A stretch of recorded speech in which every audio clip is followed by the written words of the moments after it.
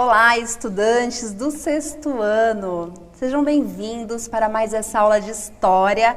Eu sou a professora Janaína Jardim e vocês acharam que nós não viríamos preparados para o Carnaval na aula de História? Nós viemos sim. Mas eu não vim sozinha, estou com o professor Alexandre. Bom dia, professor Alexandre. Bom dia, senhores alunos. Professor Alexandre, sou professor de História e de Filosofia. Sou professor da rede estadual, estou lá na PEI Giacomo e aqui hoje participando com vocês e com a professora. Muito legal a participação do professor Alexandre. O professor Alexandre, ele já trabalhou comigo, foi meu amigo de escola. Ele tá bem quietinho assim, gente, mas no corredor da escola ele causava a maior sensação entre os alunos, né? Porque ele tinha um jeitinho muito carinhoso de chamar os alunos, né? Acho que ele não vai querer fazer isso aqui, né? Não, aqui ainda não, né? Ainda não, ainda né? não. Acho que eles vão se assustar, é melhor não.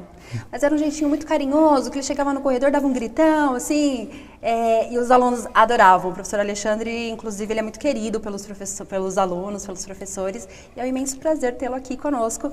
Professores da rede que estão acompanhando nossa aula, vamos então à leitura da habilidade, do objetivo da nossa aula. E estudantes, vamos lá, caderno na mão, hoje nós vamos inventariar patrimônios históricos, vai ser uma aula muito bonita. Dá uma olhadinha aí na tela.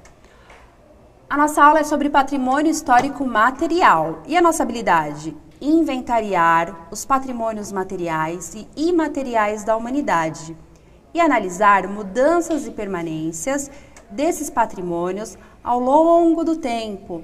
Objetivo: identificar o significado de patrimônio material. E olha só, pessoal, olha só, professora de História, né? Lógico que nós íamos contar a história do Carnaval, né, professor Alexandre? Que a gente ia perder essa oportunidade de contar a história do Carnaval. Mas, para fazer um sentido, né, para vocês não acharem, ela só veio de alegre ali, com fantasia, eu deixei uma questão disparadora para vocês. Dá uma olhadinha na tela.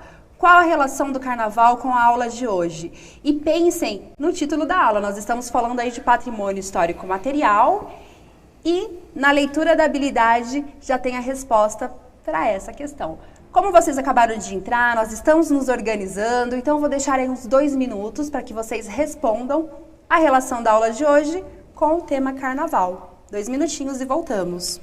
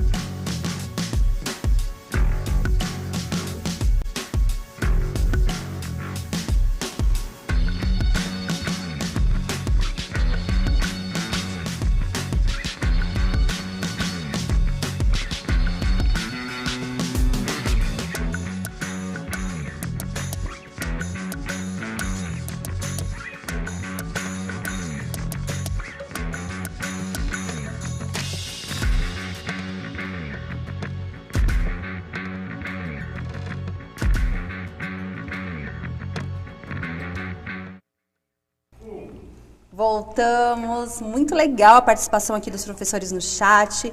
E aí, professor Alexandre, tem alguma resposta que você queira dividir conosco? Tenho, pro Paulo Henrique respondeu aqui que o Carnaval está ligado às tradições das festas brasileiras, Patrimônio imaterial, assim como festas nordestinas e outras, é a cultura do Brasil. Que bacana. Muito legal as respostas. O professor Alexandre pode continuar vendo as respostas. Se quiser trazer mais alguma, fica à vontade.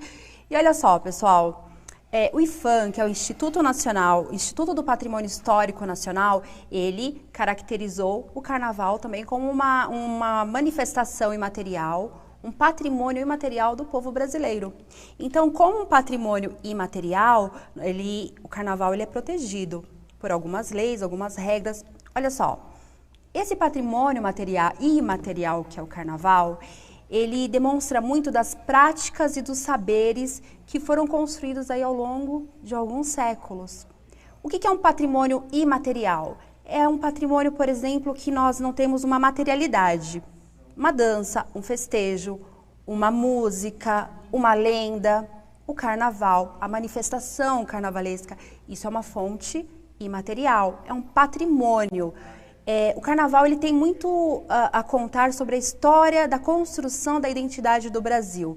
Então eu vou contar um pouquinho para vocês a história do Carnaval, como começou. Gente, foi assim, ó. Começa no século XVII. A família real portuguesa, inclusive, também fazia parte aí dos festejos de Carnaval. Lá no século XVII se chamava intrudo. O que era intrudo? Era uma festa onde esses nobres, né, a corte portuguesa, os nobres, eles começavam a jogar líquidos, né, eles pegavam líquidos perfumados, colocavam em pequenos potinhos e jogavam um no outro, saía na rua, ia jogando um no outro, às vezes líquidos perfumados e às vezes líquidos não perfumados. E era uma grande brincadeira. Só que aí, quando veio o período da República, todas essas manifestações, elas começaram a ser mal vistas.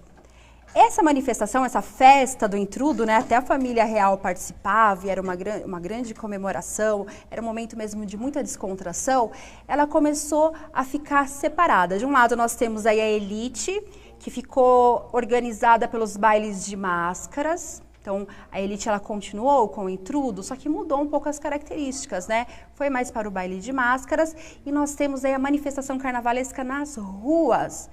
E nós precisamos lembrar que nós temos aqui no Brasil, nossa formação étnico-cultural, nós temos diversos povos. Nós temos os africanos que chegaram escravizados aqui no Brasil. Então houve o quê? Uma mistura de culturas, uma mistura do jeito do africano com o jeito do português, né? Nós tivemos também o sincretismo religioso. Meu Deus, que palavra difícil, né, professor? Sincretismo religioso, mistura de religiões. Então o Carnaval ele representa tudo isso, uma grande mistura. É a identidade brasileira. Você pode até não gostar de Carnaval, você pode não gostar de ir lá no bloquinho do Carnaval, mas é inegável que o Carnaval, ele é sim um patrimônio histórico imaterial, ele demonstra muito das práticas e saberes do povo brasileiro. Nós temos ali no Carnaval, lá no começo do século XVII, XVIII, a introdução do samba. Nós temos Chiquinha Gonzaga, que também começa aí com as primeiras marchinhas de Carnaval. Então, o Carnaval é isso. Ele se manifesta em todo o estado, em todo o país, né? Todos os estados brasileiros têm uma manifestação do Carnaval muito específica, muito própria da sua identidade.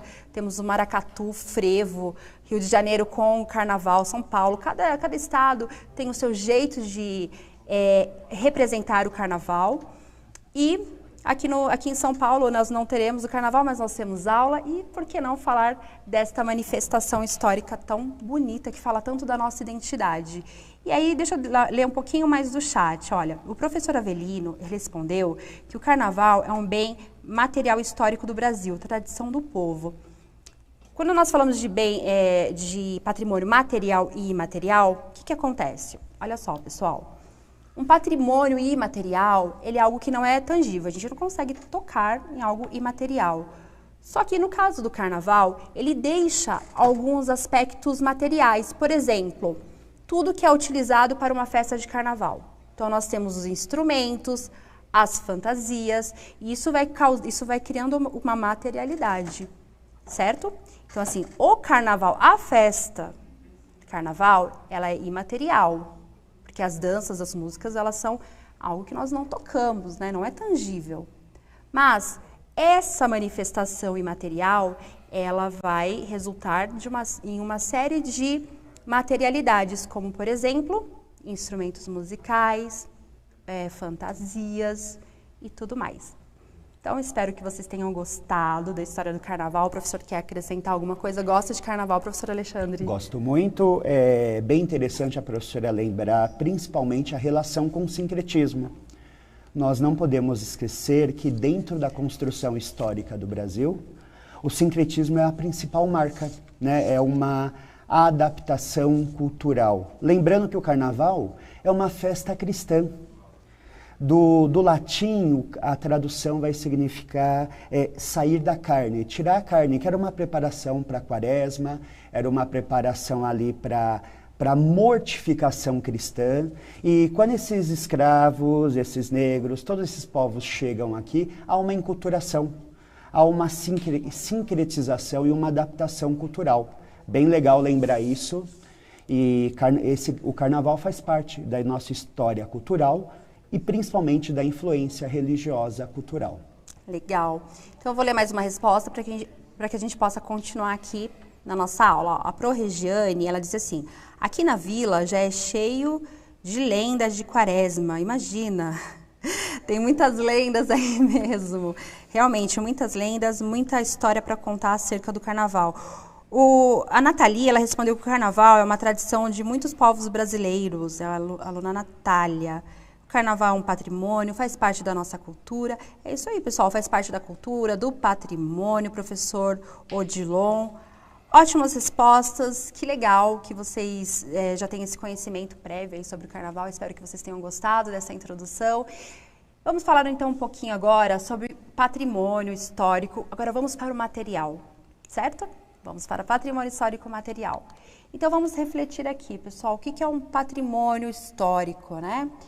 O que é um patrimônio? É um título conferido a um bem móvel, imóvel ou natural, considerado valioso para um povo, uma sociedade, uma região, um povoado ou uma comunidade. O reconhecimento de um bem como patrimônio histórico visa, em essência, a preservar um legado importante do passado para as futuras gerações. Então, o que nós podemos pensar aqui? Primeiro, o que eu quero explicar para vocês? O que é inventariar? Porque a habilidade, ela pede para fazer um inventário de patrimônios históricos. Patrimônio. Patrimônio é uma herança, né? Então, assim, existe o patrimônio de família. Então, a sua família, ela deixa um patrimônio, pode ser um bem material, uma casa, algum bem valioso, um ouro, algo assim. Isso é um bem material, isso é um patrimônio material de família. Mas a história, quando pensamos na sociedade de uma forma maior, os patrimônios eles já são bens maiores, bens que têm sentido para a construção da identidade de uma nação, de um estado, de um povo, de um país, está bem? Então o patrimônio ele é uma herança. E quando falamos de patrimônio histórico, é uma herança histórica que conta a história de um lugar. Nós temos alguns patrimônios que são naturais, por exemplo, as cataratas do Iguaçu. Elas são patrimônios históricos, inclusive as cataratas do Iguaçu, elas são patrimônios mundiais. É um patrimônio mundial. É algo que diz respeito aí a todo o mundo. Nós temos patrimônios que dizem respeito à história, por exemplo, do estado de São Paulo. Inventariar. O que é um inventário? É quando fazemos uma lista. Então, a habilidade, ela fala assim, olha, faça um inventário dos patrimônios históricos materiais. O inventário é uma lista. É o que nós preparamos hoje, uma lista com uma série de patrimônios históricos para vocês. E, na maioria aqui, patrimônios históricos materiais, está bem? Então, eu vou passar para vocês aqui essa tela, dá uma olhadinha. Vamos conhecer alguns patrimônios históricos pelo mundo. Olha só. E a primeira imagem, as pirâmides de Gizé, Egito, que é um patrimônio mundial por declaração da Unesco. E aí vocês estão vendo, eu vou deixar na tela porque essa imagem é muito bonita. Vocês estão vendo aí as pirâmides de Quéops, Quéfren e Miquerinos. Ela fica no Cairo. Esse patrimônio ele tem 4.000 anos, ele foi construído aí há cerca de 4.000 anos. O primeiro historiador que conseguiu levantar alguns dados sobre a pirâmide foi o Heródoto. Quéops, Quéfren e Miquerinos é pai, filho e neto, né? O que é uma pirâmide? Para que serviam essas pirâmides, né, professor Alexandre? A gente tem aí na história alguns relatos que a pirâmide, ela era uma tumba do faraó. Alguns chamam de mastabas, sarcófagos, mas a pirâmide, ela é uma tumba onde os faraós, por serem aquelas figuras que aqui na Terra, lá na história antiga, a gente vai estudar mais o Egito, tá bom, pessoal? Mas assim, para os egípcios, o faraó, ele era o próprio Deus na Terra. Então, assim, ele era o Deus na Terra. Então, ele precisava ter um lugar para repousar, porque depois da morte, ele teria uma vida em um outro plano, uma vida pós-morte. E nessa vida pós-morte, ele levaria todas as suas riquezas. Então, a pirâmide era um lugar onde ele ia ali fazer a sua transição, né, da vida para a vida pós-morte. E por ser considerado um Deus na Terra, o faraó, ele tinha, então, essa pirâmide para ser a sua última morada. Existem uma série de questões sobre as pirâmides, inclusive a forma como ela foi construída. E aí eu trouxe para vocês aqui essa atividade, né? Olha que imagem linda das pirâmides. É um patrimônio mundial, pessoal. Então, patrimônio mundial significa que ela é um bem que faz sentido e que conversa com a história de toda a humanidade. Está bem? Eu trouxe aqui no cenário para vocês uma atividade de mão na massa, como nós sempre fazemos na aula, que é a construção da sua pirâmide. E vou deixar para vocês um desafio também. Vocês podem construir a sua pirâmide e postar na hashtag EuNoCMSP. Marca lá os professores, a gente vai olhar a atividade de vocês. E no segundo bimestre eu vou começar com aquele quadro Protagonismo Juvenil, onde eu trago todas as atividades de alunos. Então, como que nós fizemos essa pirâmide? Porque existe muita especulação, assim, muita curiosidade acerca de como as pirâmides foram construídas. Tem gente que fala que foi os ETs, né, professor? Mas não, gente, as pirâmides elas foram construídas num sistema de servidão coletiva. Eu vou falar muito mais disso na aula sobre o Egito mesmo, aqui é mais para a gente fazer um inventário aí dos patrimônios. Mas como que nós fizemos aqui? O professor Alexandre, ele tem aqui os materiais que nós usamos para fazer essa pequena réplica aqui da nossa pirâmide. Vocês podem usar palito de churrasco ou qualquer outro material que vocês encontrarem em casa. Nós fizemos assim pequenas bolinhas, né? Eu usei massa de biscuit, mas vocês podem também fazer aquela massinha de modelar, né? Que faz com farinha, água. E também aquela massinha de escola, né? Sabe aquelas massinhas de criança brincar assim na escola? Vocês podem utilizar ou qualquer outro material que vocês consigam ver que une. E aí vocês vão unir, vão fazer a base. Da mesma maneira, né? Vamos pensar aqui na construção das pirâmides, né? Da mesma maneira que esses trabalhadores, eles fizeram lá 4.000 anos atrás, que eles montaram primeiro uma base e depois foram subindo aqui nesse formato, vocês vão construir a base da sua pirâmide. E eu quero ver o trabalho de vocês lá na hashtag EuNoCMSP.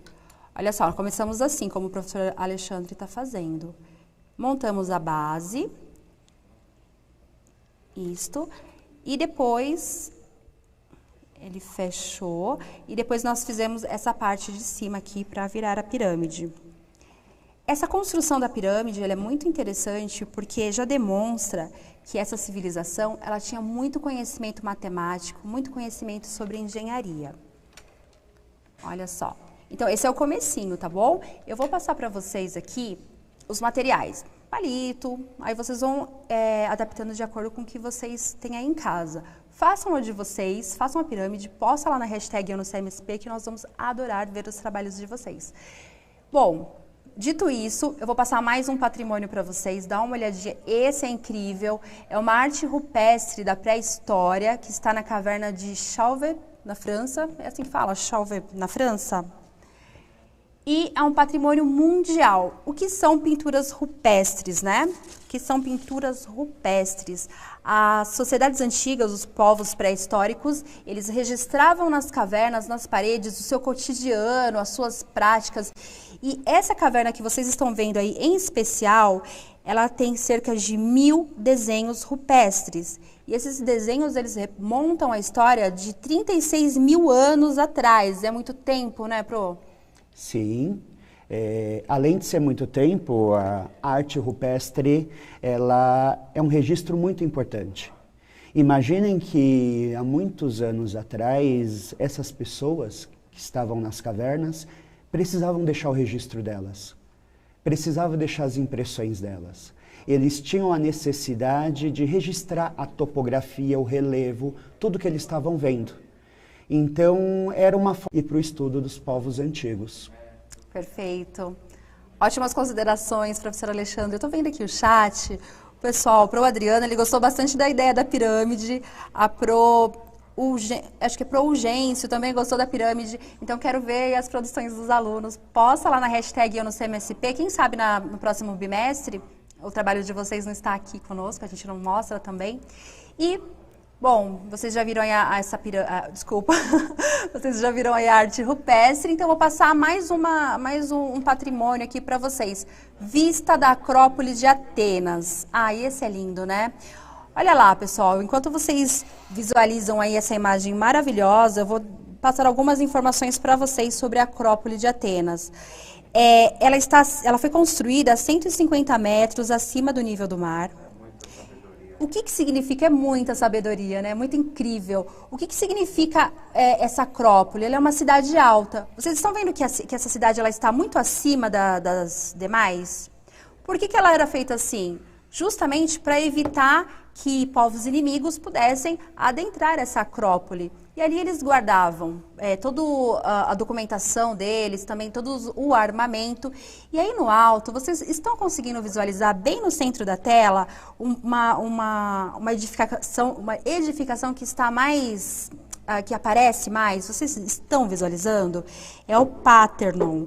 O Parthenon, gente, ele foi construído em homenagem à deusa Atena no século V a.C. Olha só.